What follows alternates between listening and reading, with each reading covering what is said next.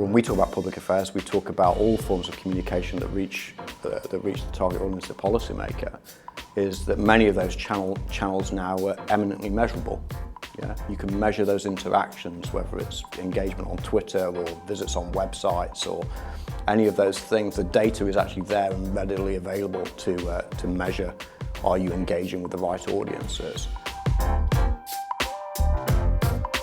I think the challenge for many organisations that conduct public affairs in this town is that as we become better and more sophisticated at public affairs, measurement has almost become harder.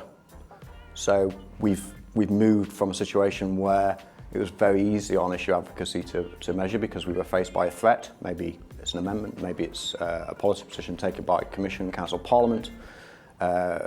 We do some advocacy in terms of meeting people. Hopefully we convince them and hopefully we get what we want, and you can measure very quickly the threat, what the impact of that threat was and what the status is after the final vote or decision that's been taken. Very easy to calculate the return of investment of time that's taken versus in many cases the financial impact on the organisation concerned.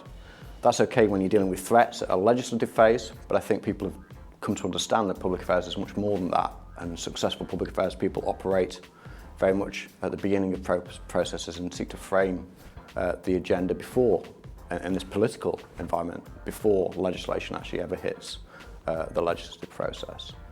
And they're longer processes, and also threats are much more harder to identify and say they're actually going to happen. So I think there people have, and what I was talking about today is having a methodology that allows you still to measure progress against that over a 5, 6, 8 year period, where you can show the progress and how you are affecting change.